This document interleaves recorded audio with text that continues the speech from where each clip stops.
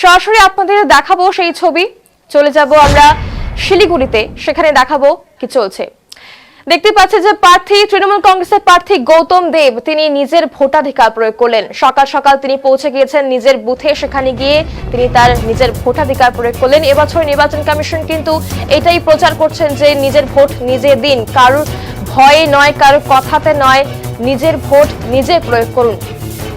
সেরকমই কিন্তু আমরা দেখছি ভোটাররা লাইন দিয়েছেন, লাইন দিয়ে এক এক করে নিজের সেই ভোটাধিকার তারা প্রয়োগ করছেন। নির্বাচন কমিশন যে ব্যবস্থা নিয়েছে কড়া নিরাপত্তার, প্রত্যেকটি বুথেই কিন্তু আমরা লক্ষ্য করছি সকাল থেকে। এখনো পর্যন্ত সেরকম কোনো ঝামেলা বা উচ্ছৃঙ্খলা বা কোনো মারামারি সেই কোনো খবর এখনো পর্যন্ত আসেনি। গোটা দিন পড়ে রয়েছে, সেদিকে কিন্তু নজর থাকবে যে কিভাবে নির্বাচন কমিশন এই বছরের ভোট যেটা উৎসব সেটা কি করে কাটিয়ে তোলে। নিজের ভোটাধিকার প্রয়োগ করলেন তৃণমূল কংগ্রেসের প্রার্থী গৌতম দেব, সেই ছবি আপনারা দেখছেন। শিলিগুড়িতে প্রথম দফার ভোট গ্রহণের মাঝে কিন্তু 173 নম্বর বুথে নিজের ভোটাধিকার প্রয়োগ করলেন তৃণমূল কংগ্রেসের প্রার্থী গৌতম দেব।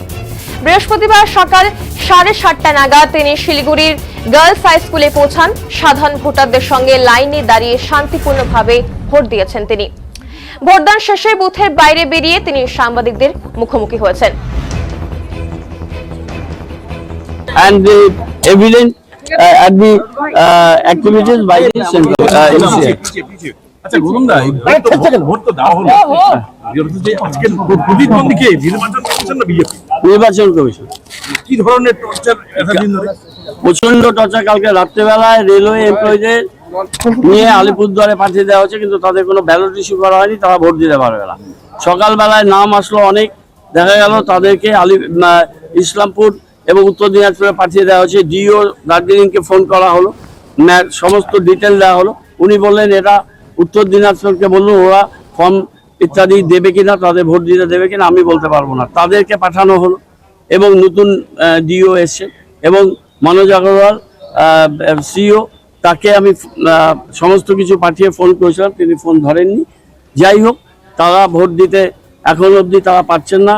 সকালবেলায় আবার দাবি করা হবে যাদের সেন্ট্রাল গভর্নমেন্ট এমপ্লয়ীদের অন্য জেলায় নিয়ে গেছে তারা যেন ভোট দিতে পারে। এর আগে প্রচুর নাম তারা কেটেছে, এখন সেন্ট্রাল গভর্নমেন্ট এমপ্লয়ীদের শেষ মুহূর্তে অন্য জায়গায় নিয়ে যাচ্ছে, কিন্তু তাদের ব্যালট ইস্যু করা হয়নি, তারা ভোট দিতে পারছে না।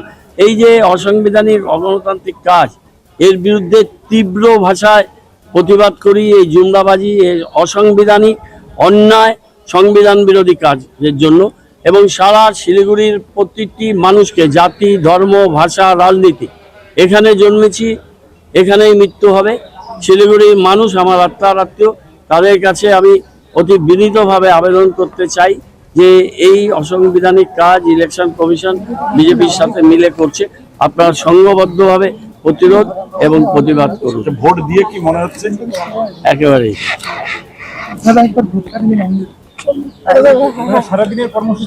সারাদিন ঘুরবো, বুথে বুথে যাবো, আমার সিস্টেম অনুযায়ী যাব এবং মানুষ যাতে নির্বিঘ্নে ভোট দিতে পারে সেটা ইনশিওর করা একজন প্রার্থীর কাজ। আমি সেই কাজটাই করব। বিভিন্ন আপডেটের সঙ্গে ততক্ষণ পর্যন্ত চোখ